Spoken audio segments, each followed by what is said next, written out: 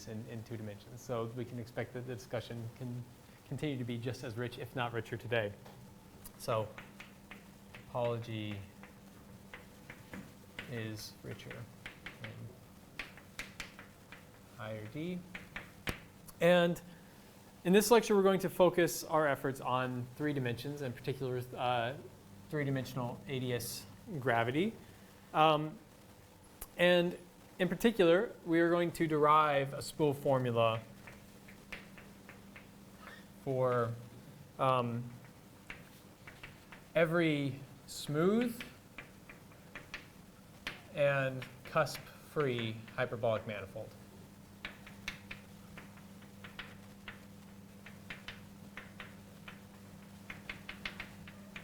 So this means that it will have no conical defects, and then, of course, this means that there will be no cusps.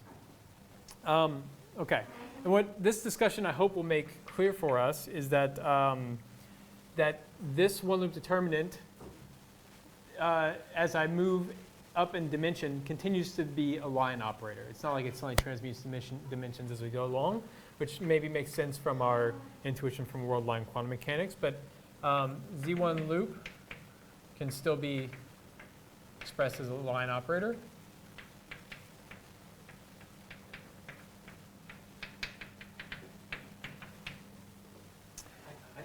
Yeah. I missed the last part of it. Yes. In the 2-dimensional case, where I left, you were looking at disks. Yes. Did you do more technical? I did 2 different manifolds. I did cones and I did the trumpet. And I had some speculation about higher genus manifolds. But these were the things I got to yesterday. So is there a conjecture for a one-loop formula? I think, yes, if I have my conjecture for a one-loop formula on a general 2-dimensional hyperbolic manifolds, I decompose into some sort of primitive, some set of primitive geodesics, or yeah, primitive geodesics, and then I evaluate this on each one of those primitive geodesics. So it'll be actually a very similar formula to what will be here today. Yeah. Okay. Actually, now I'm about to write that formula just now, and they wrap every non-trivial cycle.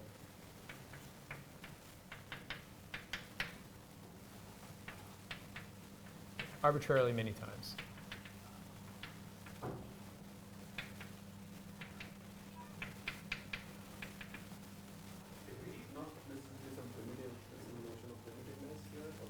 There will be a notion of primitiveness here. Yeah, I'm being a bit schematic, but yeah, every primitive cycle. I'll explain it. Yeah. So in particular, I will write the following. So this will be over some number of primitives.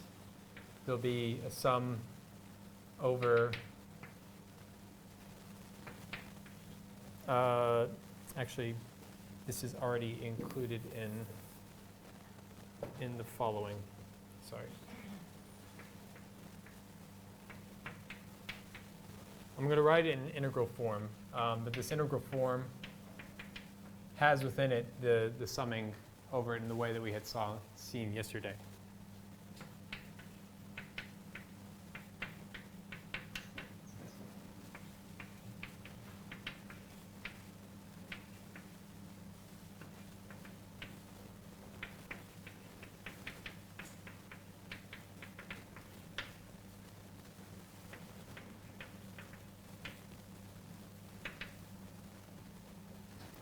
So this is what we're going to try to get to today. And we're going to try and get there from a couple different angles, which I'm now a bit afraid of in lieu of time, but we'll see how far we get.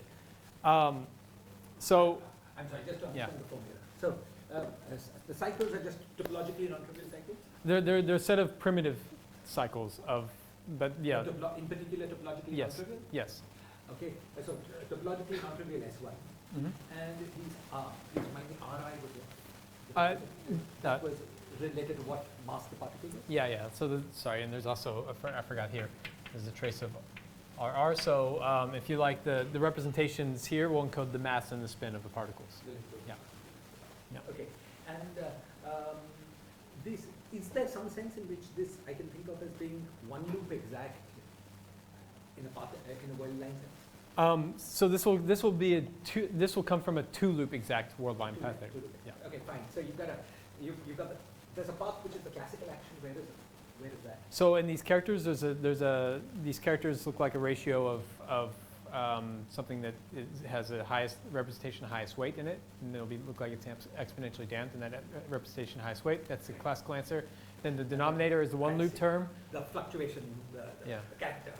Yeah. The character part of it is the denominator of that, or sorry, is the one loop part of that, and then the fact that it depends upon the representation highest weight instead of it's damped in that highest weight instead of the mass is actually the entirety of the two loop part. K goes to K plus N, that kind of thing. That's something like this. Okay. Nice. Okay. So what is it? There are two types of R as well. Yes. So roughly the sum of the highest weights will be related to the mass, and then the difference of the highest weights will be related to the spin. So there's two different parameters, mass and spin. So there's two different representations that can appear there. Okay. In deriving this formula, we're going to make use of a couple of facts. One is going to be the decomposition of all these types of manifolds as quotients of the hyperbolic 3 space itself by some subgroup of the isometries of hyperbolic space. Yeah. So let's say you know this Lorentzian from this formula and Yes. from mass, right? Yes. Let's see you can compute it exactly. So that means that its poles will then give you the spectrum of Laplacian, right? Yes, that's right. And you can check this. Right? You can check this for for simple enough hyperbolic manifolds. So there is this other program of finding the spectrum of hyperbolic manifolds using bootstrapped techniques. Yes, It kind of but the places where these overlap are pretty simple hyperbolic manifolds. They're pretty simple hyperbolic manifolds. Essentially, it comes down to knowing what the complex length spectrum of that hyperbolic manifold is, and those are known for simple enough. You can look them up on SnapPy, to the degrees that we've checked. Can I think of this as a large mass expansion of the indeterminate? Well, Because in some sense, we organize the one loop and two loop parts of that as such, but since it's two loop exact, then I understand. But you've got to sum over all kinds of windings. And so yes, yeah, the more complicated windings get suppressed in e to the power minus n than something else. yes, So if you had the exact formula Yeah. and you undertook the mathematical exercise of expanding it and then in a large mass expansion, Yes. you would land up this. Is that it? well, this is just the exact one loop determinant. I understand. But suppose I computed it some other way. I computed it using fields, not well. Yeah. I got the answer. Yes. Then I took that answer as some complicated theta functions. Yeah, no, And that, then- yes. Then you took that and did a large n expansion of that. Yes, and then, yes. Again, it comes down to just knowing the complex length spectrum of that hyperbolic manifold. Okay, and so then it seems very simple large n expansion, right? Yeah. Because these instant terms around with them are basically one or two loop exact. Yes. No particular reason it should have been. Could have been all loops around the instant terms. But you get something very simple. Yes. Amazing. Sorry, I'm just asking. So, can you explain what is the summation over? So this summation did not appear here yesterday, so this summation will be something new today. But this summation is going to be over some of primitive GDs, primitive GDs that I will get to. I'll explain everything in this one. Can you think of this formula as like you have all these? Is this some kind of saddle point where you have these evaluating this matter partition function? You will have saddle points, and then you sum over all the saddle points. Yes, that's the right way of thinking about the world line quantum mechanics of this. Okay, But sorry, what is the sum over exactly? I'm going to explain what the sum is over here. They're a particular set of primitive geodesics of this guy here. Okay, yeah. So Sorry. yes. What is this conjecture? What is this difference of this equality? So on shell, this is an equality. On shell, For hyperbolic manifolds, this is an equality. it's an equality. It's an equality. Yes. But how did you know that it was due to It's I'm going to I'm going to explain that. So it comes down to a particular way you can break up the sum, and it gets organized by the centralizers of these conjugate classes, and the centralizers end up being, for this particularly these types of hyperbolic manifolds when there's no cusps, end up being just products of infinite cyclic groups.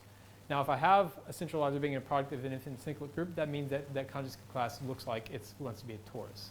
It basically, this sum breaks up into a sum of thermal ADS3s.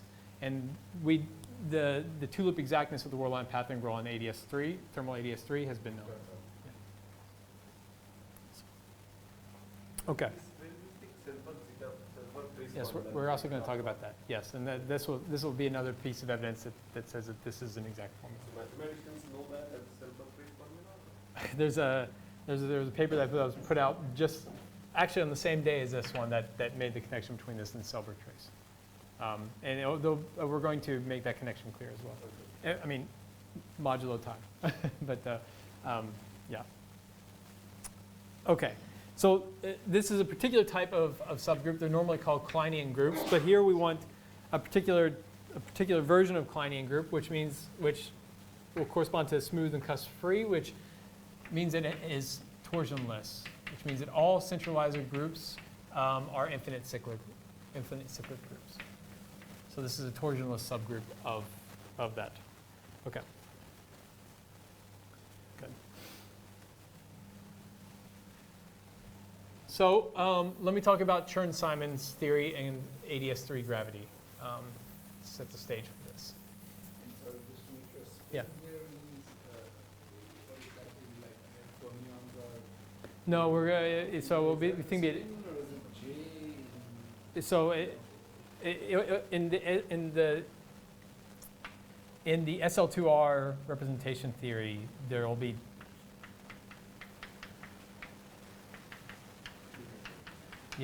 and there'll be one that will correspond to the boundary of conformal mass and one corresponding to the spin. It's been in your, yeah, in terms of fermion. Yes. Yeah, fermion. But I mean, there's also delta and delta bar on the boundary. Yes, that's right. This will be delta minus delta. Yeah. That's right. Of course, for massive spinning fields, there's several different ways you could define the mass and how it relates to spin. But here, I think just the most precise way to state it is in terms of the conformal representation theory.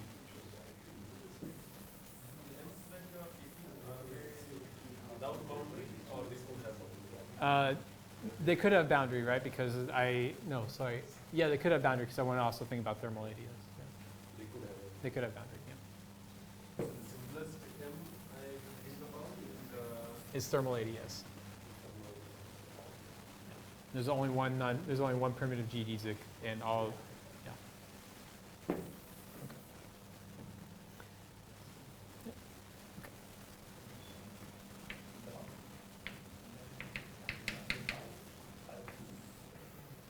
Okay, so of course here's the Einstein-Hilbert action that we'll be interested in.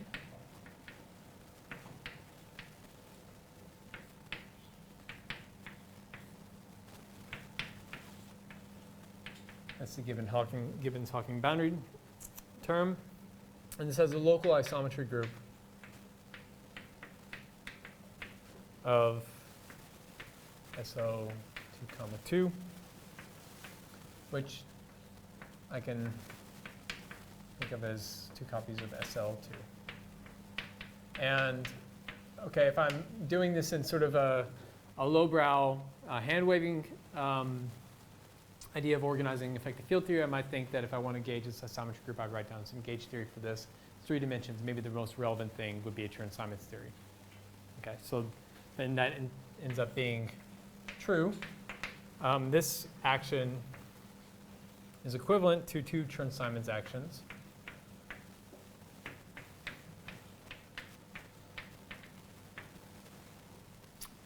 Where I'll remind ourselves that this takes the form of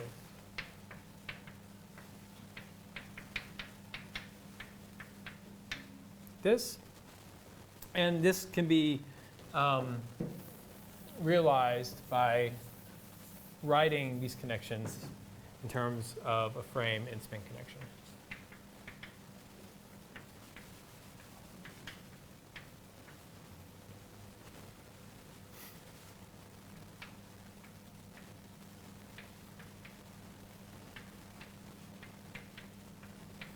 Now, I actually want to work in Euclidean signature. In that case, in Euclidean signature, the isometry group is not SL2 cross SL2. It's actually SL2C. However, I still want to work in this split form, so I'm going to regard SL2 plus SL2 as a real form within SL2C. But essentially, the Wick rotation then is given by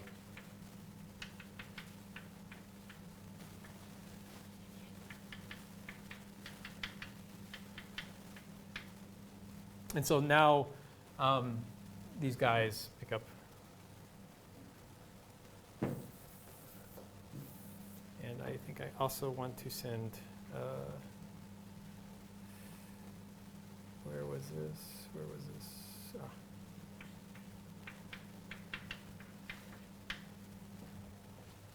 Okay.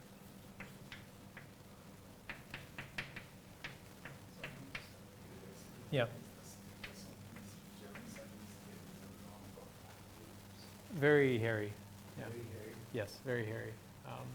And what are the issues? Well, for one, there's the well-known issue about what is the right moduli space of connections to integrate over, which I think has now been, at least, had a lot of light shown on it through this VRSOR T, QFT. Yes, in the context of connecting it to gravity. Yes. But suppose we were just asking more just Mm-hmm. mathematical question, studying Chern-Simons of SL2 objects. Yeah. Is that, are there issues there?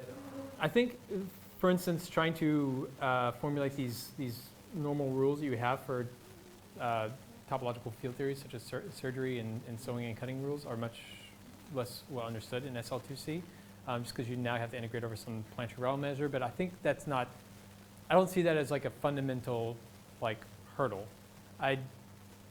I just know it's something that I do not understand very well. Like even something done like if you take the Chern-Simons theory on just SL2 bar, the topology of S cross time. Yes. Exactly on the edge excitation, the origin of K, etc. Because unitary reps are what guide us, right, for compact groups, right? That's right.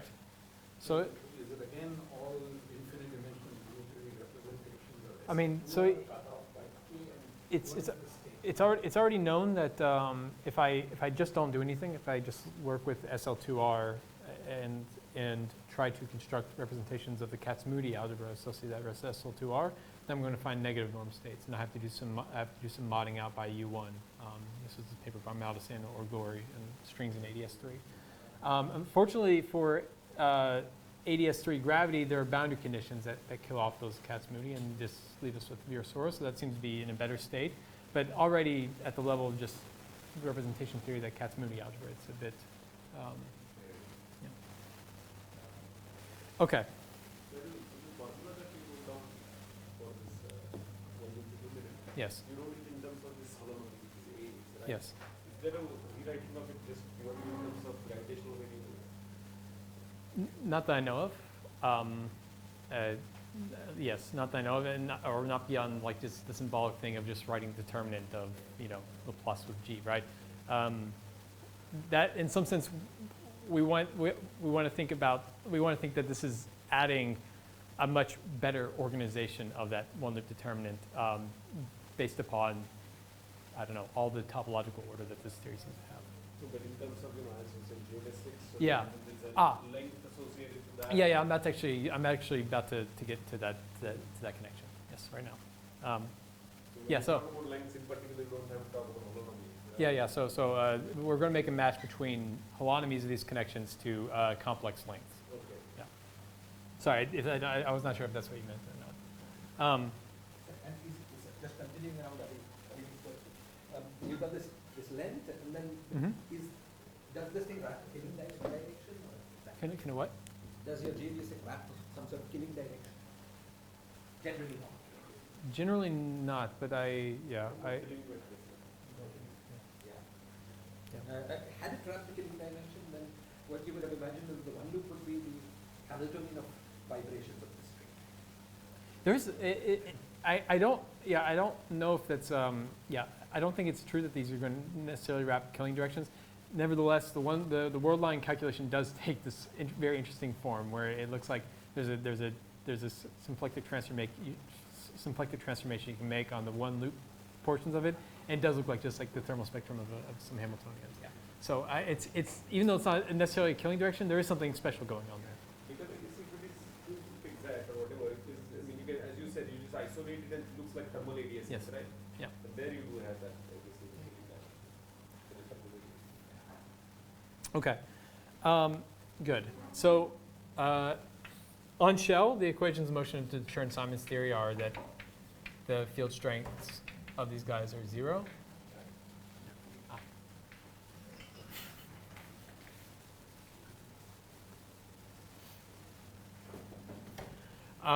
Which, in terms of these metric variables, tell us that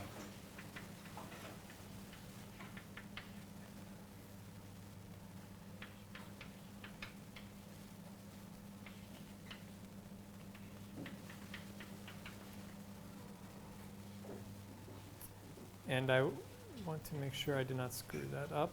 Did I screw that up? Because I think there should be a volume form there. No, maybe not. Okay. Yeah, good. All right. This map between frame and spin connection also allows us, as we were just mentioning, to make maps between holotomies and other geometric quantities. Yeah, that's why I'm wondering if I made the same mistake that I made on Monday. Yeah, I did write these lectures on the same days.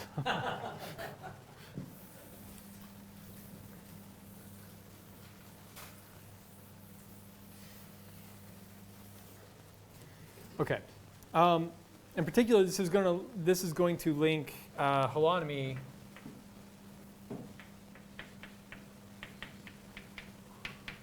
holotomies with what are called lengths and twists.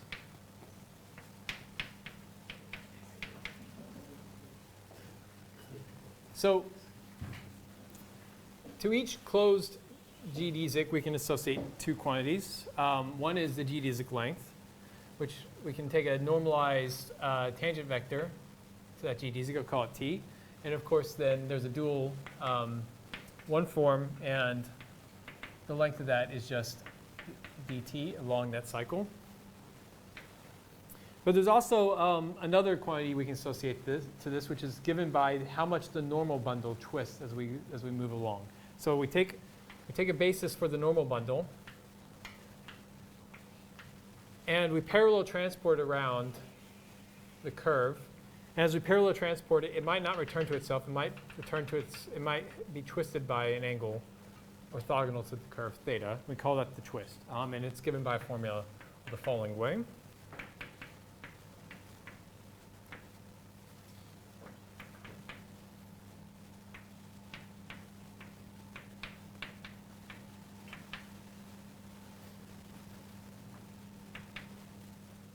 Okay, so these are two invariant things that we can associate to this curve, and it's often in hyperbolic geometry convenient to lump these two together to define what's called the complex length of a curve, which is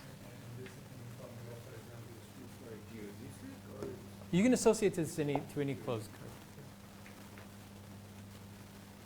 Okay. Yeah. So L is length, and theta is, in some sense, it's like a holotomy of the normal bundle. It's 2 pi, it's 2 pi theta. Yes. But there's a couple of holotomies that we the IL and the IR. Yeah. The I'm about to make that connection. Yeah, don't worry. Yeah. So to this curve, we can actually pick a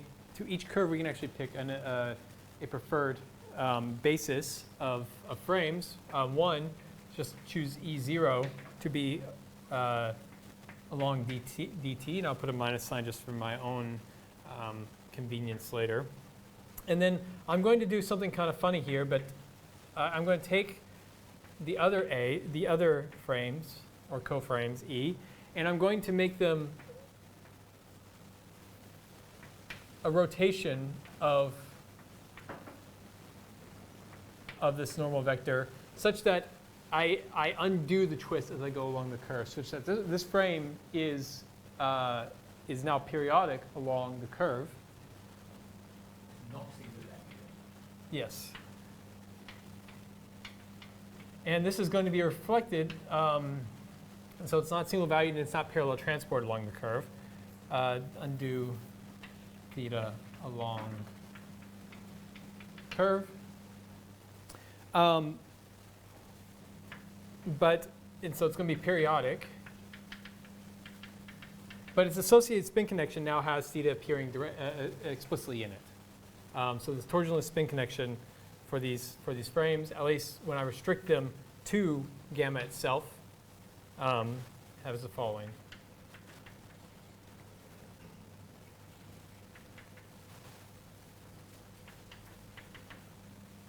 So now theta appears as a component of the spin connection. And important. When you say spin connection, just what I'm saying, so you have this particular EAU. Yes. And then you require it to be parallel transported. No. That's what gives omega. What's the No. I'm taking this EA. I'm defining this E to be this now rotated basis of the normal bundle. So that this E is now periodic along there, and these are some orthogonal set of frames. And then I just compute the torsional. The spin connection on this basis. Yes. But actually, I have to say, sorry, I misunderstood. But you were saying that you took some normal vector Yes. and you went around the curve, it would come back rotated. Yeah, but underneath parallel transport. I'm Under not. parallel transport. Now, I thought you were actually implementing that in your new basis. That your new basis was one that rotated in a way, in the same way. Is that wrong? No, I'm basically trying to undo this theta. What does undo? So as I move along in T, I do infinitesimal rotations such that So aren't you then rotating parallelly? I'm not rotating parallelly, because if I rotate parallelly, then I would pick up the twist, right? The twist comes from the parallel transport. Yeah, the frame comes back to itself, Frame comes back to. and not with the theta. So you're saying your frame is now your framing vector is single valued. Yes. Had it been parallel transported, it would not have been. Yes. And because it's not parallel transported, that's why you have a spin connection. Yes. Okay. Exactly. Yeah. It's single valued, but that means it's not parallel transported. And this is the fact that it's not parallel transported is reflecting the fact there's a non-zero spin connection, and that spin connection is proportional to theta. Good. Got it. Yes. Okay. So now in this. And sorry, Yeah. any single value choice of basis would, the details of the spin connection would be different, but the holonomy would be. Yes. Yes. So this is just convenient basis that we're going to use to compute the holonomies, and it's going to make clear what the holonomies are. You probably have already guessed it in your own head, but I'll just write it out here. So.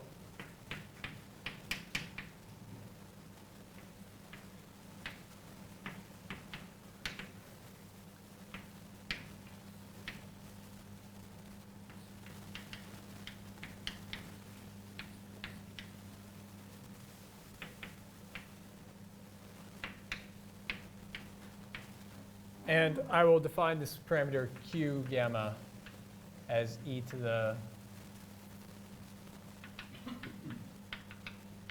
complex length. And I'll often sometimes write it as e to the 2 pi I tau gamma. And so this guy is now Q gamma to the L0. So sorry, probably very different question, but is it the case then that fields that go around this cycle, Hmm? with the fields that carry a spin that go around the cycle will have to have non-integer molding to be periodic?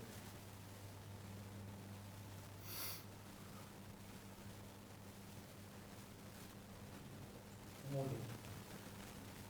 Sorry, non-integer angular molding. Something. I mean, I was wondering how a field that's go around the cycle of the Mm-hmm. Mm-hmm.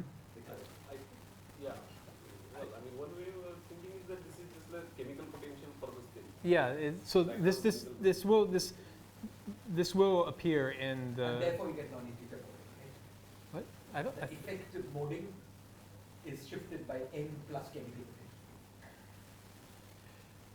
potential. The representation theory of the spin of the spinning fields remains with integer spin, even Right. with yeah. Right. But So I'm they saying just that if you look at the spectrum, yes. No. That's true. Yes. Yeah.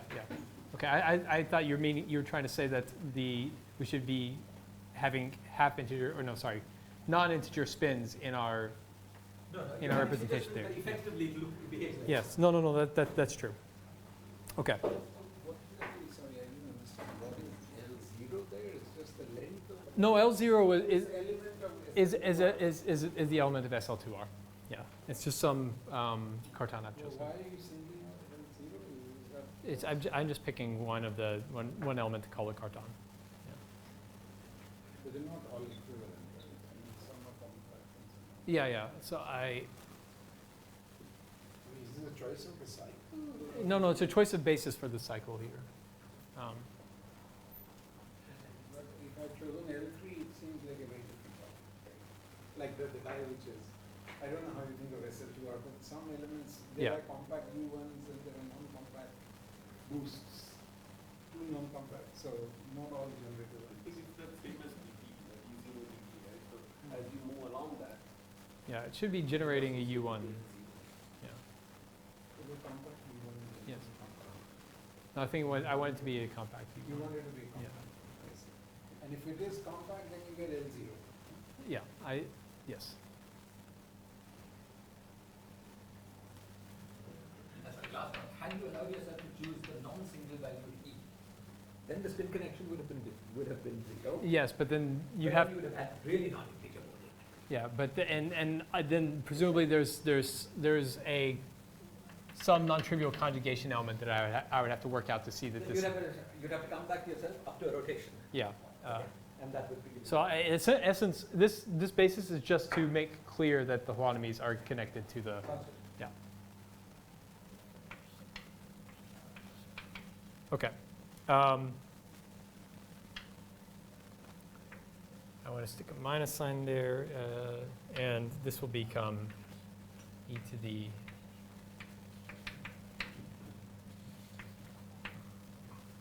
which is okay. So the holonomies of these connections on the hyperbolic background are in one-to-one correspondence with the complex lengths of the corresponding geodesics. So that's one element that we're going to use as we move along, which is also why I was saying earlier that ultimately matching this formula to other methods comes down to knowing the complex length spectra of the hyperbolic manifolds. Complex lengths of these L hats. right? Yes. And again, there are various programs. SnapPy has these cataloged for some number, and it claims it can actually compute them, at least numerically. Any free manifold. I mean, for the ones it knows, the other thing is that the spectrum is, there's infinite number of these geodesics, so you have to specify up to some maximum length, calculate all the complex, and it'll give you some numerical things. Which part is required this? Good question. There was, did I write this down? I think, give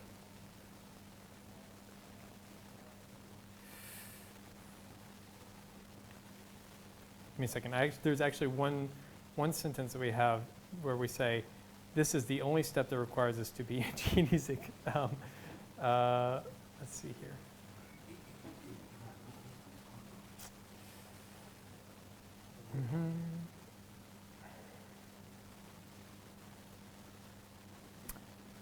Let me get back to you. Again, I said that there's a sentence in this paper that says, this is the only place where we assumed that this was a geodesic. So, sorry, it was that I had that this guy restricted to the curve was 0. that was the only place that required it to be GDZ. That's something that enters the equality. Yeah, yeah, so, because then there'd be these elements with L1 and L2. And it's not, this particular simple form requires this. Is that the same as the same no twist of the normal button? What is it? One, two? No, so there are 3 components, and this guy knew about the twist. So is this that finally that L0 plus L bar couples to diamond and L0 L Yes. L bar couples to Yes. right? So it's just a different way. We are in 3 different ways. Yes. What's 0, 1, 2? I'm picking a real form of SL2C as SL2R plus SL2R. But the 0, 1, 2 is familiar allocation. Homogeneous. Yes, but again, there are elements that correspond to compact U1s, as Sandeep was pointing out, and it's important that L0 is that associated with that. Okay. Now I want to talk about the geometry of hyperbolic manifolds in 3 dimensions. These complex things, Yeah. they basically, I mean, if I give you a climbing route, there must be some algebraic layer coded, right, in that. In ways that I don't understand, yes.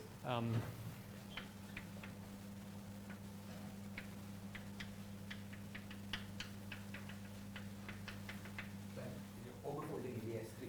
Yes. Yeah, all of this is obtained algebraically, right? There is Yes. no other way of obtaining it. I think it's probably here, quotient of Oh, no, that is true, yes. quotient of a ball, Yes, right? yeah. No, that's true. Yeah, the study of the hyperbolic, and I'm about to write this down. Yeah, because this cycle, the pi one at least, is basically that loop, right? Yes, Right? It So is. in that sense, you are so algebraically these cycles are Yes. identified. You Yeah. will say all this. I'm going to say all this. So when I say in ways that I don't understand, I mean, Yeah. I don't know how SnapPy computes the numbers that are associated with these. I understand the broad, So you're saying Ways. conjugacy clause of the elements somehow reflects the same. yeah. Okay, so all hyperbolic manifolds, as we were just saying, are given by such quotients of H3. And they're subgroups of PSL2Z known as Kleinian groups.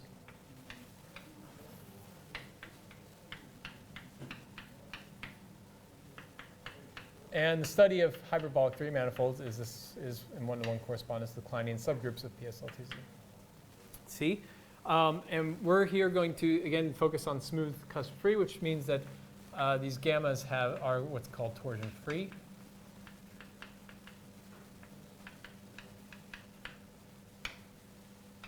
And if you like, I'm going to explain what I mean by torsion free in just a second. Okay, so please hold off on that notation. So this quotienting, since H3 is simply connected, naturally identifies gamma with the fundamental subgroup or the fundamental group of N. So in particular, it identifies it with the fundamental group of a fiducial base point. So these are loops passing through a fiducial base point up to homotopy.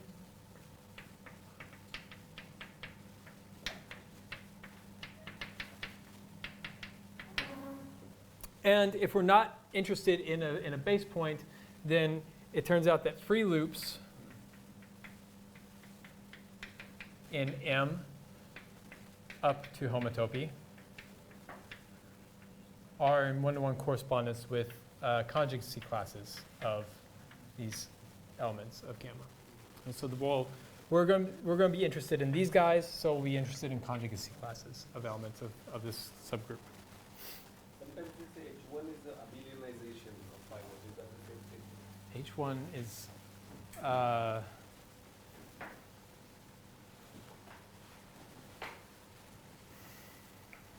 what do you mean by that? The first homology. Yeah. That at what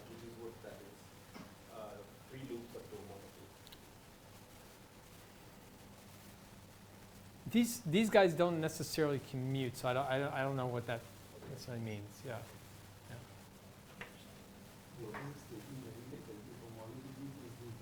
Abelianization of pi 1.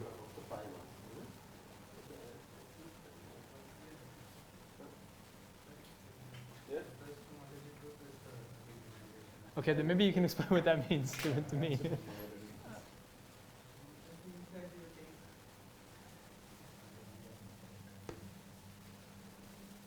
How that comes about or what that means? What that means is just that, if you want to characterize these groups, these loops, it would just be infinite cyclic groups, because there's no torsion. So Yeah, no, but sorry, this is so far true for even if there is torsion. yeah, But yeah. yeah, exactly. But we will be interested in the torsion-free ones. Okay. So there are several different classes of elements in gamma, potential elements in gamma, I should say. There are ones where gamma is conjugable to an element of the form like this, and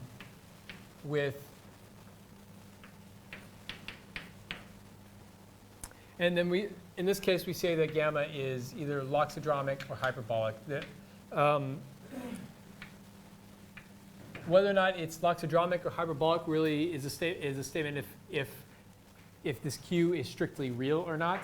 In my case, I don't care if it's strictly real or not. I just care that its modulus is not equal to 1. So I'm going to be a bit abusive with notation and just call all of these hyperbolic elements.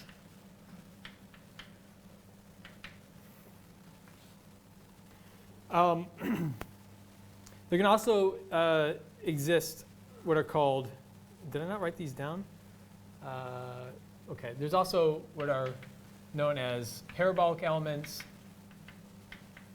which are conjugable to 1, 1, 0, 1, and then elliptic elements, where I can still write it in this Q, but this Q now has mod equal to 1. And so in particular, it's a phase. So Q is e to the power length of the Yeah. number. Yeah. Plus twist, yeah. Yeah, the complex length. Okay. So this one way to understand this is from the point of the boundary, right? That is where it's the conformal group. Yeah, And then this hyperbolic element are like scale transformations. That's one, yes. Yeah. Parabolic is translations and elliptic are Yes, that's one way to think about it, yeah. Okay, so when gamma contains only these hyperbolic elements, that is what I'm going to mean by torsion free.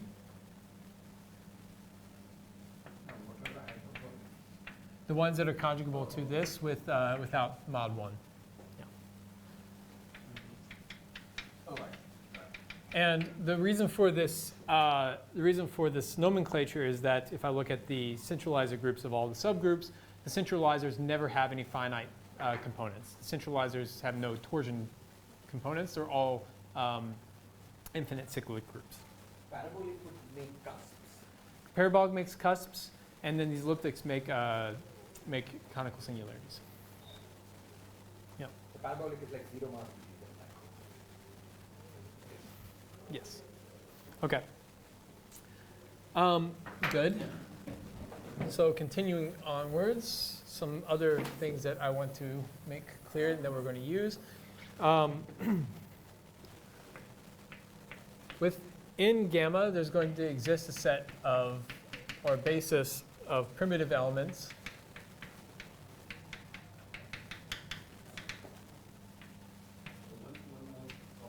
Yeah. Another way to understand this is depending on the number of fixed points, right? Yeah. So the first class has no fixed points. The second class is 1. You mean on the boundary? At the boundary. Yeah. The boundary, yeah. the boundary. We have to be careful. Well, sorry. In The first, the scale conservation. it's The first class. sorry. Yeah. Okay. In the bulk, these are going to leave these have no fixed points, but they do have a geodesic, which as a set is fixed. It has to each element here, and that is the geodesic that it's associated to. As a set, it's fixed, but no individual element on that geodesic is fixed. But on the boundary, if we view the boundary as a sphere, then it has as 2 fixed points, which are 0 and infinity. Right. Which is, I will make, this will be an important point at the end if I get there, about how adding in these elements are going to make everything go haywire. But so if you have dxi plus dz squared divided by z squared, and you do x goes to x plus something, then z equals infinity in some sense of the picture. For parabolic, yes. Yeah, that's that's point. yeah. I was trying to understand how, I think there is some way to say it, right, that is in terms of fixed point. I'm not, Yeah. the scale transformation does have fixed points also. Yes. Fixed points. Yes. So 0 and infinity. Elliptic, elliptics have a geodesic that's a fixed set, and every point on the geodesic is fixed. no, but let's have the boundary. On the boundary, 2 fixed points. yeah, I think it's also two fixed points. Yeah, but I thought there was a way to tell even on the boundary that these two are on the fixed point. yeah, I'm not 100% sure. Sorry, very elementary question, but if you take thermal ADS3, that should be where you identify points with a rotation, right? Elliptic. No. It's The thermal ADS is modular transforming to the dx. Just the same. yeah. But then I asked the question for which is, sorry, aren't you identifying points on the boundary after taking a few circles? Yeah. I mean, there's one primitive geodesic there, and you. It's a time set. Yeah, you give times to the circle. That's Yeah. not the rotation. I thought the rotation. I mean, It's now he's in Euclidean It's- it- signature, right? Yeah, but sorry, but no, it's important that the thing that the geodesic here is it's inside, or sorry, I'm not quotienting by rotations, which is along the contractible cycle of the torus. It's really this geodesic that goes around the non-contractible cycle, and so it doesn't leave any fixed points. So then on the cigar, can you tell me what is your There is a very easy way to understand. sorry. So I can give you a explicit scale element. If you quotient by that, you will get thermal this thing or BTP, which is just consider 2 circles on the boundary, and consider a scale transformation that maps 1 circle to another. It's a scale transformation, not a elliptic one of those. And if you do that, then if you look at the boundary, the fundamental domain is where you remove the interior of the 2 circles Mhm. and identify the 2 circles. The boundary is a torus and filled by the Always torus in the bar. Yes. And that's just the state of it, right? Because if you go to the cylinder, you're doing a time translation. But time translation was scale translation.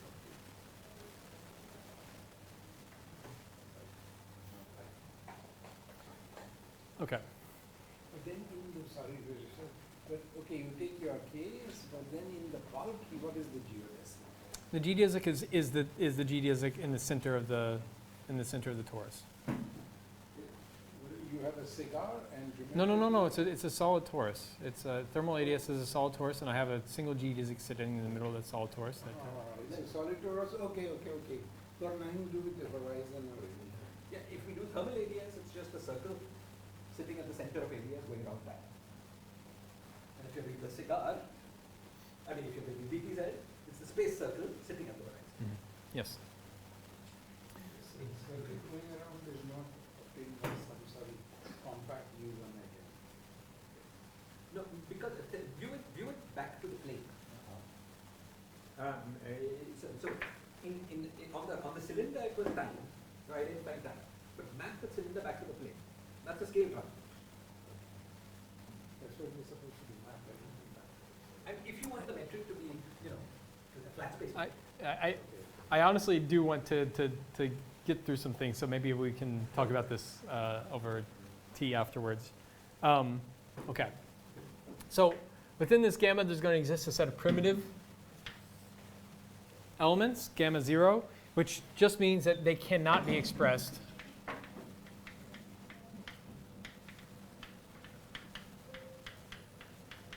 as, well, they cannot be expressed in terms of another element, gamma prime, up to some power n for any gamma prime or any n.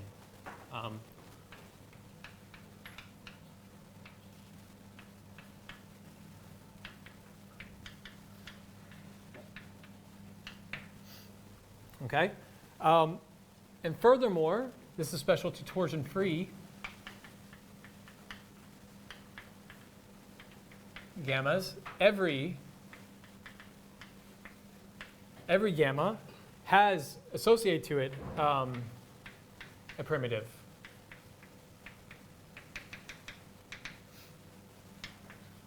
And a power n0 such that gamma is gamma 0 to the primitive, and both of these are homotopy invariants.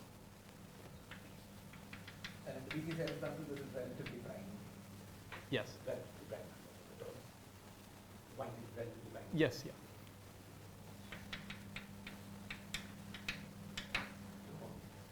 yeah. Sorry. No, there's just that single geodesic in the center, and then how many times I wrap around it. It's just every. First of all, H1 is just. It's just Z. It's just Z. Sorry. Yeah. Look at the boundary. Yeah. Boundary has two cycles. One of them is short. Yeah, that's right. So yeah. So the BTZ is going to be the simplest case where this gamma is just Z, and there's only one primitive, and everything else is just a power of it. Yes. Okay. And lastly, what we had seen before. Yeah.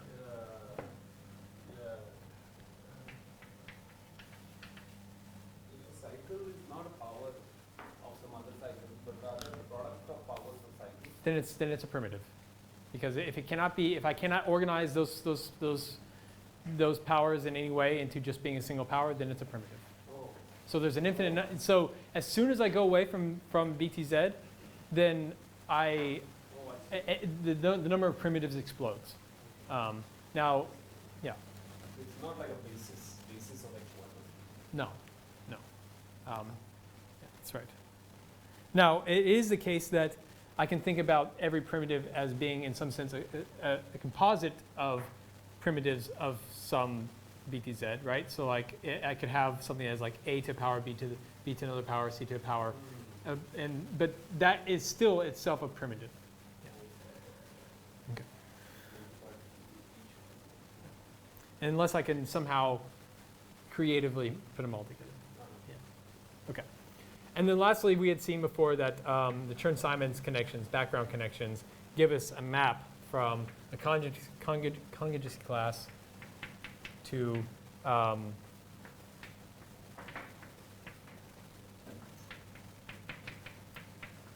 the complex lengths.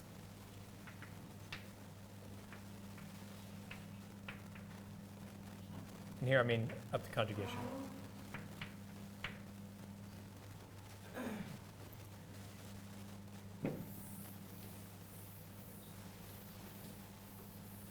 Okay, so now I want to actually couple in matter to this.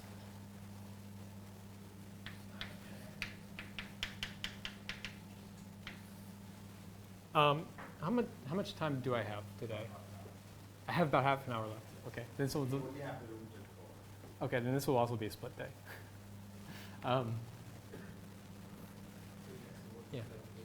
So let's say you're looking at these cycles, right? Wrapping various things. Yes. So let's say there are two cycles. So you wrap this n times, then this time. Yes. So finally, would you be interested in exact precise wrapping that you did, or just the total number is wrapped here and total number is wrapped here? So that's the difference between H1 and Phi 1. Yeah. So Yeah, no, I'm not interested in H1. I'm. You want to see exactly how. Yeah, because I need a basis of primitives. My formula is expressed as a basis of primitive elements, right? So it's those are distinct primitive elements, right? So let's say there are A and B, the primitives. Yes. Right? And then they don't commute. Then I really have to. So then it's Yeah. like a to the n, B to the m, A to the n. So all Yes. the three group kind of. Yes, exactly. Yes, exactly. That's exactly. And they all give you DAD6, huh? Yes. Yeah. For any cycle, you can just pull the string very hard. But I thought you were saying that the total racket number was the same between many different DAD6. No, I was just taking arbitrary value. But you were wondering about the order. The order can matter if there is non-trivial relations between the elements. And so it's not got the same finite topological, it's not in the same finite topological sector. It's not. It's not. Yeah. So when you look at H1, you just look at the total wrappings. Yeah. And Now I understand the statement about H1 abelianizing, but yeah, okay. This will not be abelian. Yeah. Okay. Sorry, Yep. what's the final bottom line? Okay, I have some arbitrarily complicated 3 manifold, Yes. and then what's the statement? You want to compute the determinant, and then what's the final bottom line? There's a way to decompose the answer in terms of some notion of Primitive cycles of that group, which I can either think about as sorry. I can if I knew about hyperbolic geometry and I knew that every hyperbolic manifold was secretly a Kleinian group, then I would just look for primitive elements of that group. If I were not that, and I just were looking at my hyperbolic manifold, I would say, what are all the distinct primitive GD6 that I cannot build out of powers from other GD6? And then I just start evaluating loops around those. Yeah. And the torus, this is an abelian group. Yes, it's just Z. In that case, it's just one. These two are the same. yeah, just Z. Yeah. Oh, Oh, sorry. Oh, sorry. Suppose we take a torus. Ah, torus is Z cross Z. Yeah, and then the primitive thing there would be just relatively prime, right? Yes. Yes. Yeah. No. That's exactly it. Yes. Yeah. But then, no, just suppose I take a T2. I'm just looking at all the ways of wrapping. There's no non-abelian anything.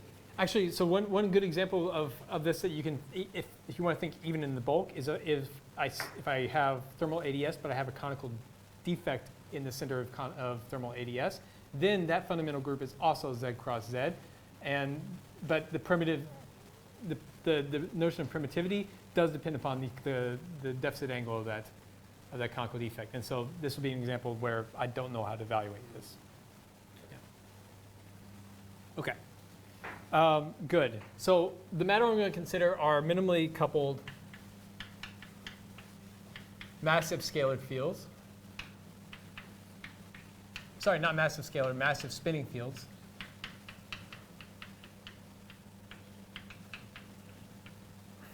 And so these will be given by some symmetric S tensor. And then also I will need to consider the path integrals over Stuckelberg fields and ghosts. But what these will do is these will enforce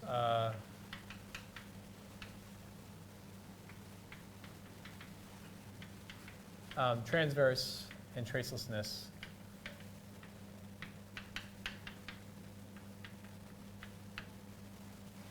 on these guys. So that means that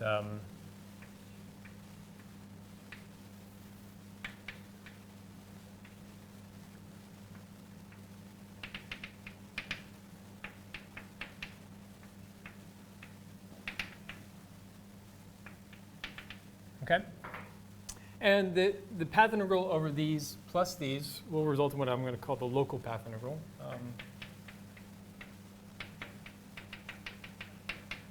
Which has a simple determinant expression.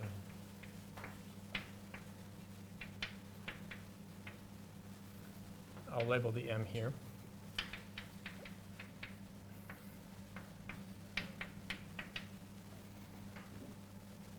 Let me write it as this.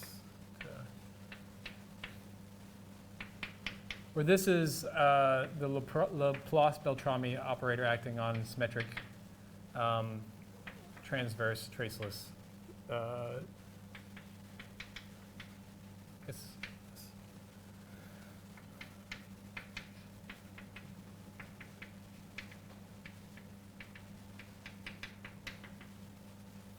Let's write as STTs. And then this MS here is related to the boundary conformal dimension in the following way. Okay.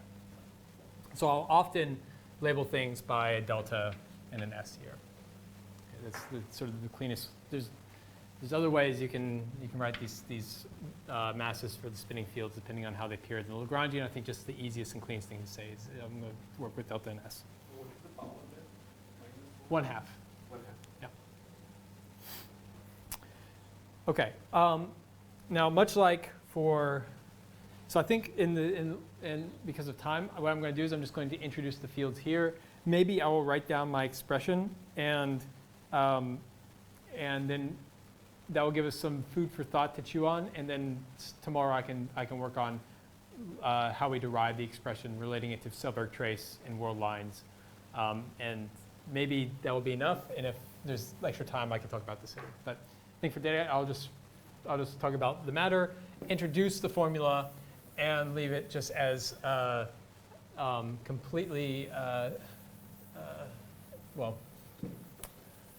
completely unmotivated for right now, but then promise to tell you more about it tomorrow. Okay. Okay, so much like for scalars, we can, and so recall that in JT gravity, we had thought about these guys in terms of SL2R. We had thought about the matter in terms of SL2R representation theory by looking at the Casimir of SL2R, realizing it as a Laplace operator, and realizing that the on-shell states, the single particle states, were organized by this representation theory. And that ends up also remaining true. You can think about this Laplace Beltrami operator acting on these STTs as a Casimir. So in particular, there are going to be killing vectors of, or at least local killing vectors of H3, or killing vectors of H3 that are that generate the two SL2s, and then I can look at the Lie derivatives of these guys acting on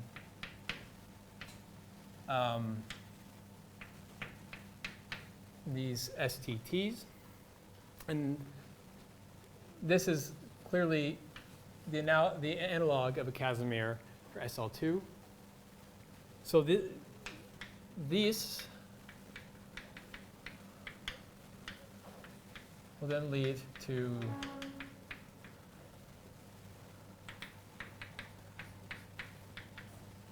I don't know why I keep writing that.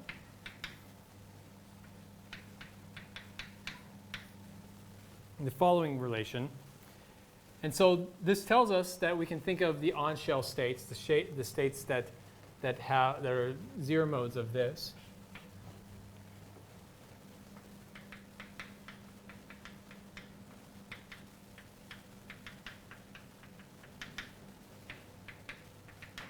Lie representations of SL2 cross SL2.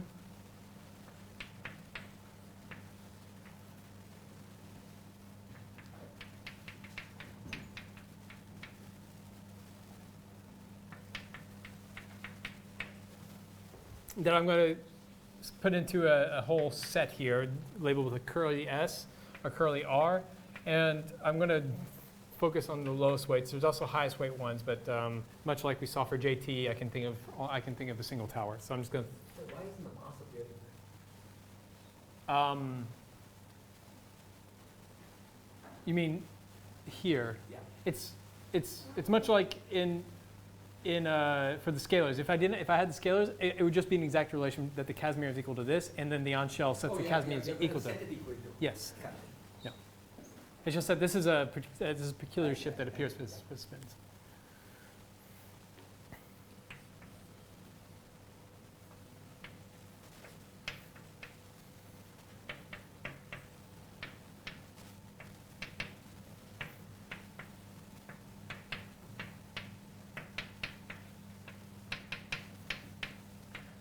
Where these are lowest weight representations of SL2 that I had talked about yesterday, or maybe on Monday. that can be built in the normal ways. And then here, J plus minus is related to the conformal dimension of the spin in the following way. And the difference between the two Casimirs will give you something that's just determined by spin? That I don't know, actually. It's So something the that, scalar, each of the two would have the same Casimir. yes, that's right. Yeah, So I would so imagine the difference. it has to be Yeah, yeah, proportional to the spin. Yeah. And the question is, I don't know if it's something like spin times. I don't know if like if mass can appear there or not, but it's certainly proportional to the spin. The Casimir of SL2R is just h times h minus 1. Right? Yes. And then you just add plus minus h bar times h bar 1. Then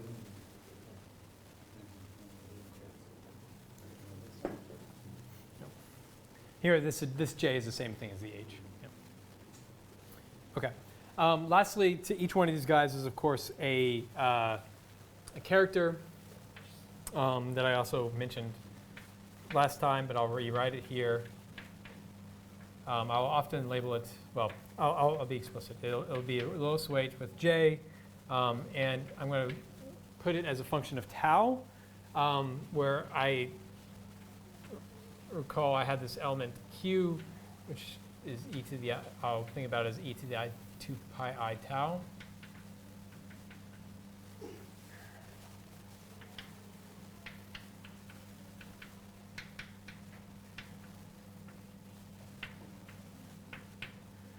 And this can be evaluated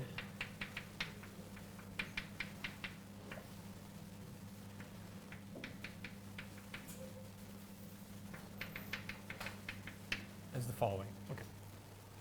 Good. So we had already seen these characters appearing in our previous discussion. Okay. So that gives us all the ingredients that we need to discuss the main result. And again, I'll leave this main result, and we will discuss why we should expect this main result to hold. But, okay, the claim is the following, that for any of these torsion-free hyperbolic manifolds that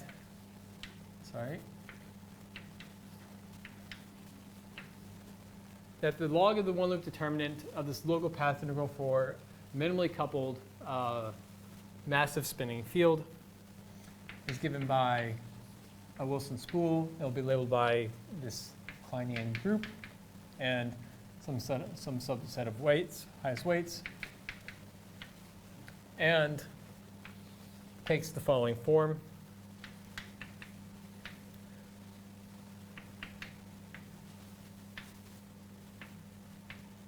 So we're summing over all the conjugacy classes of the primitive set of geodesics here.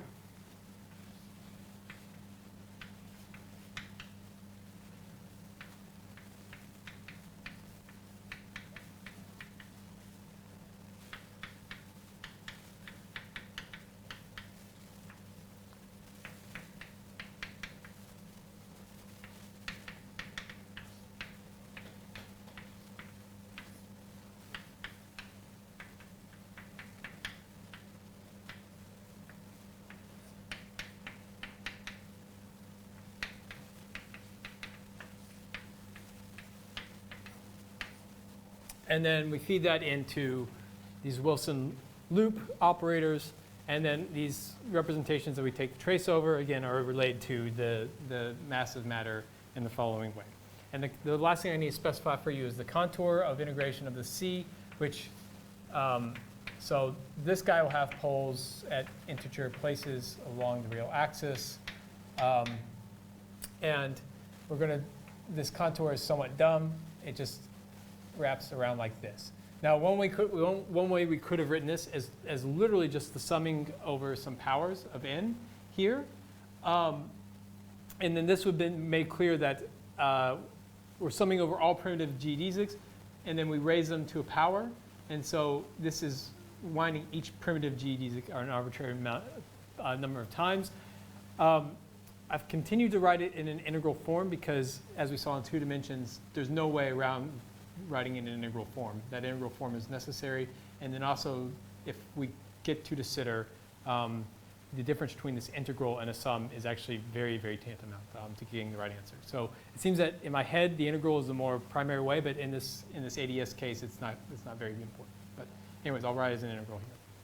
So if you did what you said, where you just do this sum and then write it as the sum of all these things, Yes, multiple wrappings, yes. then it has this abelian structure, right, which is not always the case, right, as you said. Yeah, so, Ordering doesn't matter and so on. no, but it's important that this is not, I'm not just picking elements of H1 here, I'm picking primitive geodesics. Oh, I So, see. So yes. all that is also primitives. Yes. Yeah, so this is including that sum there. So doing this should produce, in the case of thermal ADS, should just produce the trace of the multi-particling of the trace of the gas. Yes, yes, and that we have shown. And can roughly how does that work out? Roughly how does it work is, Where is the multi-particling? where's the what? That's the many windings. Yes, That's the many windings. Yes. I see. yeah, exactly. And you exponentiate and with many windings. Yes. I get that. Yep. I get Okay. Okay, so I think I don't want to start on another section of this because then it'll explode. So maybe I'll leave it here. But of course, there's still some time for questions if you have them.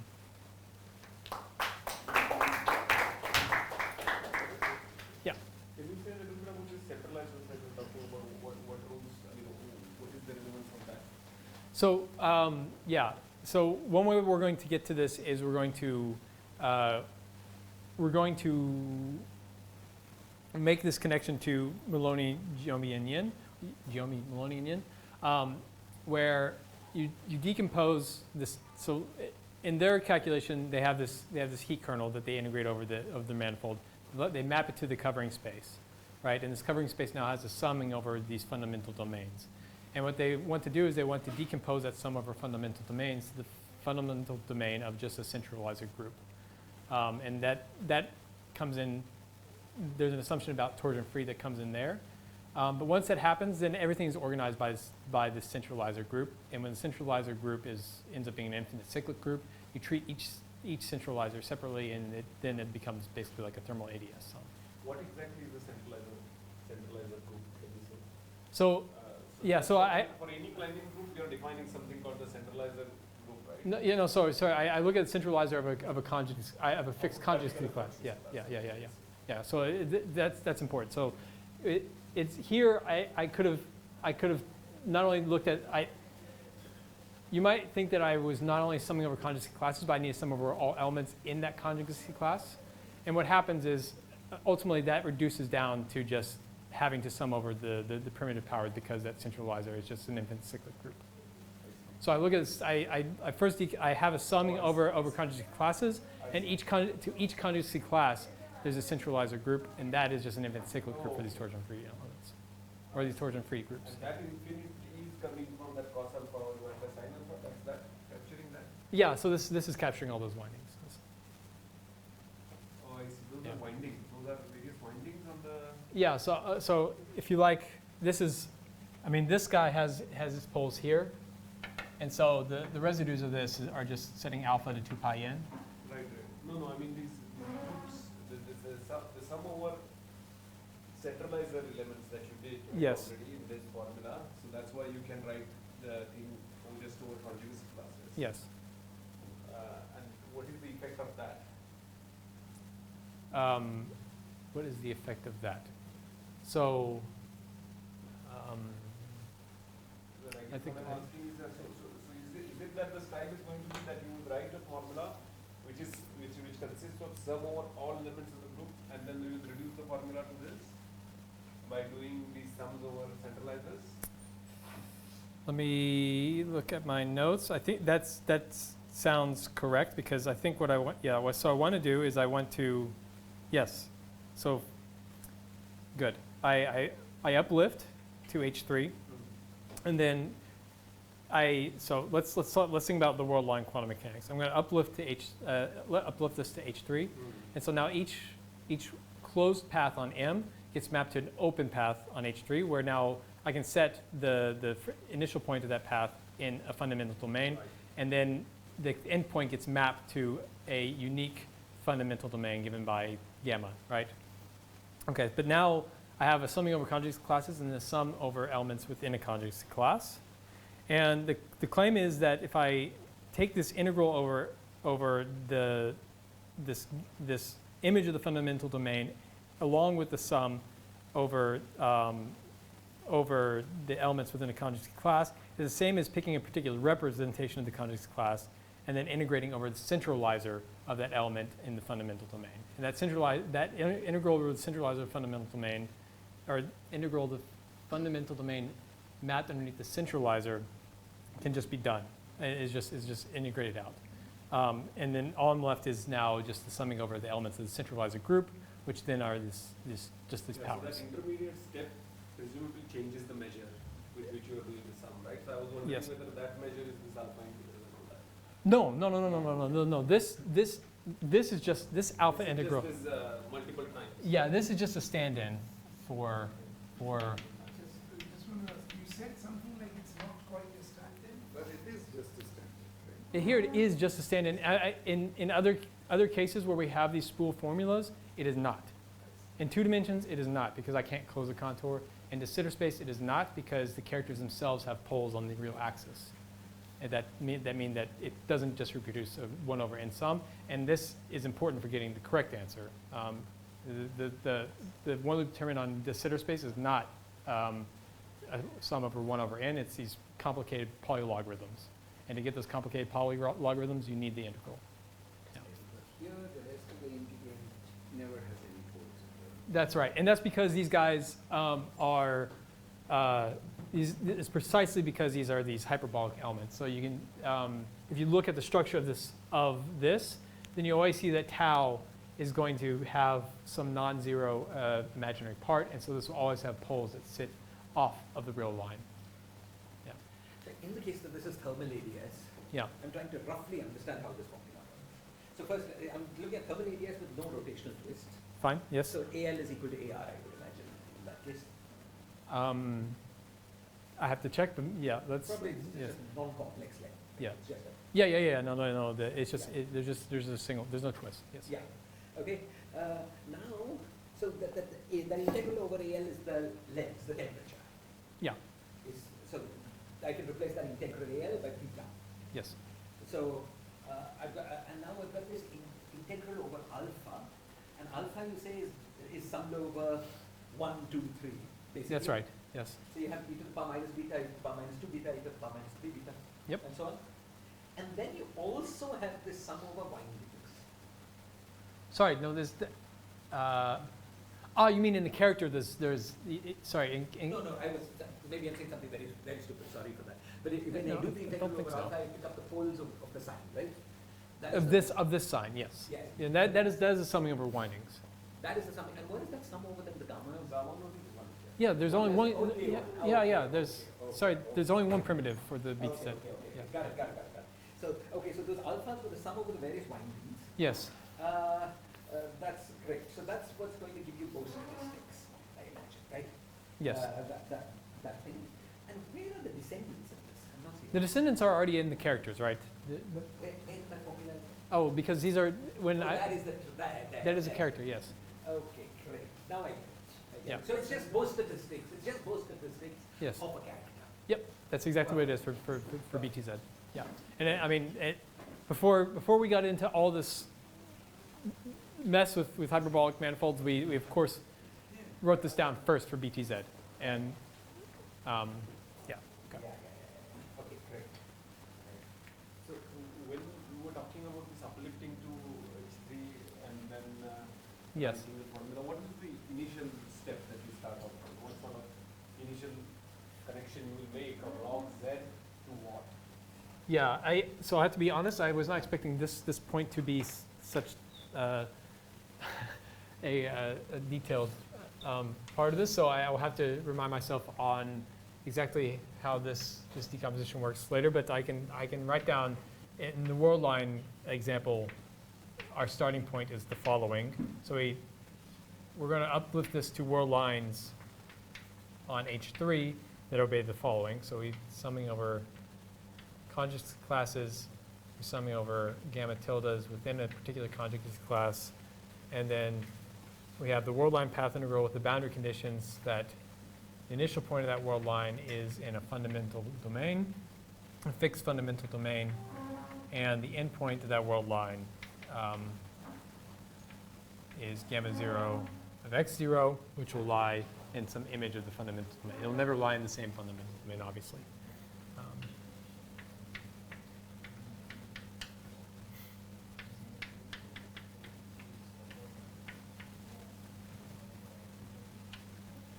I called this tau, probably dumbly since I'm already using tau, but, and then the tilde just tell me that I'm on the uplift and not on the original manifold. This is the starting point.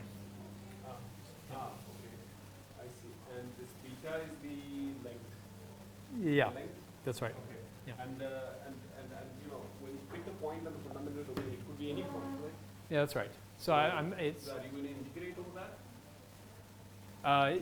yeah, in some sense, that is what this guy is, right? So this right here, it has multiple, plays multiple roles in life. One way to think about it, it's the Schwinger parameter for the log, but another way to think about it is in word line quantum mechanics, it comes from reparameterizing the tau. No, I don't mean, let's just take the tau equal to 0. So one, Uh-huh. I'm just at the starting point.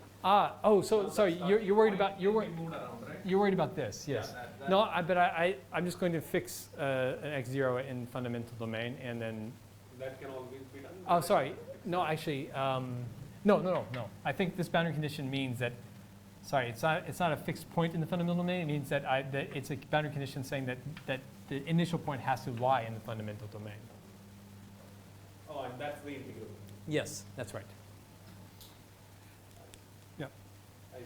So that inside that dx tilde is also the part where you are moving around. Exactly. This Yes. point. Yeah, that's right.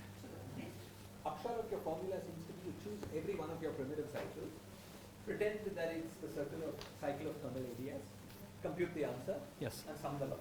yes, yes, that's right. That's totally remarkable. Especially given that they're not even killing the edge.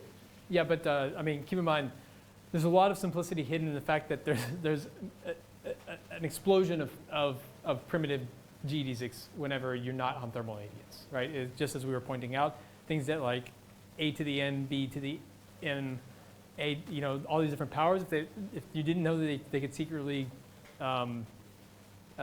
simplify using some relation amongst the cycles, then this will be just some non-trivial primitive, right? So there is all this. So even for the simplest hyperbolic manifolds, say like the Weeks manifold, it's like there's an infinite number of these primitives, and these are the topologically, these inequivalent primitives are all topologically inequivalent. But Yes. You cannot go from one to the other. that's right. You just search for all your topologically inequivalent in one cycle, pretend each of them is a thermal ADS. But there's an infinite number of them. Good, Yeah. get it. Yeah. I But- get it. But it's a very simple final question. Yes, yeah. So like for instance, I mean, if you were interested in the Weeks manifold, you can go to SnapP. You can say, compute all the complex lengths of this manifold up to complex max length 4, right? It'll give you some 200 of these complex lengths, and these are things you just feed in, and that is a prediction for what this one-loop determinant is. Now, it's one that you probably could have guessed if you had read hard. Guillaume, Maloney, and Yin as well, but here we're giving you something explicit. Yongbi, Maloney, and Yin was a paper trying to compute determinants of hyperbolic manifolds. Yes. Yes. They were very much worried about thermal ADS3, and not also they were not worried about massive spins, but their formalism very much built upon this, breaking down hyperbolic manifolds into the quotient groups, worrying about primitive geodesics. And so if you had thought hard about that paper, you could have also come across this. Here we've made explicit, and we've also cast it into a line operator formalism. The final slogan is so simple. Yeah. It's so easy to remember. I mean, the title is of their paper is a spool for every quotient. It's just you just sum over every one of these. I meant to say it's a little spool scares me. By the way, so I mean, given that the boundaries are also okay, isn't the next simplest case after the ADS thermal ADS, would it not be like a genus 2 It would be, yeah, but again, Is the cycle structure not easier than Weeks manifold, for example? no, we just like all right, the reason why we thought about the Weeks manifold is completely petty. It's because I like the Whitehead link. I think it looks great, and the Weeks manifold can be thought of as surgery in a Whitehead link. So I was like, let's find a way of putting the Whitehead link as a figure in the paper. Yeah, but it also stands out because it's the hyperbolic manifold of least hyperbolic volume, and that makes it special too. But you're right. In terms of cycle structure, it's probably the two. Yeah, So this Weeks 3 and 12. manifold has no boundary? Has no boundary. Also, this formula here, that should just be an obvious formula. It's just a word-line Yeah. formulation of a particle. Yeah, I've left off the mass, but the mass sort of appears like that. But yeah, it's And you will tell us next time why it's so simple. Like what roughly? hopefully they'll come across. I don't know, like the degree that something is simple and not simple is a bit of a personal flavor. But yeah, I'll try my best to explain why it's so simple, and hopefully they'll come across. How about this formula? You're fine with this formula? Fine with that. Fine, but that's just saying one line, right? Yes. That's formula That's just just saying, yeah, any lines from any point to any point, yeah. No, but then the point about this formula makes it so simple that they all one loop exact in one line. One Yeah. Where did that loop come from? exact. Yeah, that's. Yeah. I think the dependence, the fact that the dependence on A is so simple can be understood in terms of the fact that A is flat. Yeah, that's right. Yeah. So again, That's already useful. So you're saying that that's why it didn't matter that it was not A. It's only the total amount. yes. That's already useful. Well, Yeah. A is not flat, then you can imagine how it can get complicated pretty quickly. Well, yeah. So again, there is this question is brought up, and where the fact that even in this nicely adapted basis, if gamma is not geodesic, then the pullback of the spin connection is not aligned in one direction. So it's not clear that you can conjugate it to just the complex length. No, sometimes people. There's a question behind you that I want to make sure it gets in. Yeah. In a formula, the Boyle-line formalism of the particle, Yes. to get the particle, we fluctuate some coordinate at a fixed point x naught around that x naught. Yes. I was thinking like if a patch of that manifold, if that whole patch itself is made up of geodesics, then if you fluctuate around the point x naught, you will land up with another geodesic. I don't want to organize that in that way. I think I might be misunderstanding what you're saying, but I think what I want to say is that I have a fixed metric here that this depends upon. And this metric has some fixed geodesic. And for each one of these guys, I can think about each one of these appearing here as corresponding to a saddle point of this action, right? And then I look at fluctuations about that. If you fluctuate around the geodesic, Yes. you land up with another geodesic. I'm not going to land up on another geodesic. These will be just completely different sectors of the saddle point sectors of this.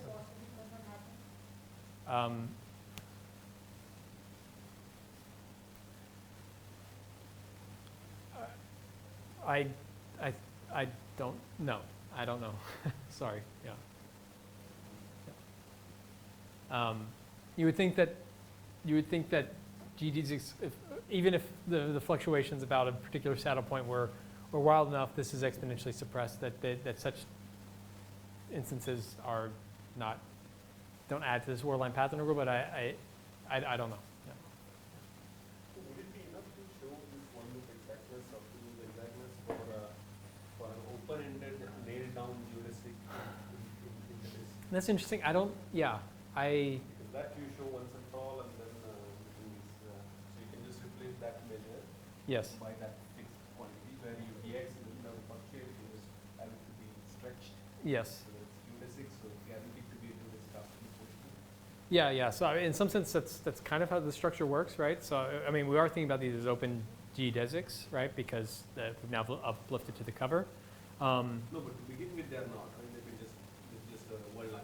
Yeah. And But no, in the beginning, on the original manifold, though, they're closed world lines, right? yes. the closed Bohr lines. So, and I'm breaking that closed Bohr lines into, it's basically, it's into the, which homology class it belongs to, right, in this sum. And then now I take this sum and I uplift it to H3, which then now organizes in terms of fundamental domains. And that's when they become open world lines. No, I meant the geodesic versus non-geodesic. So you start at Yeah. to begin with, you should start with some arbitrary path, right? Yes.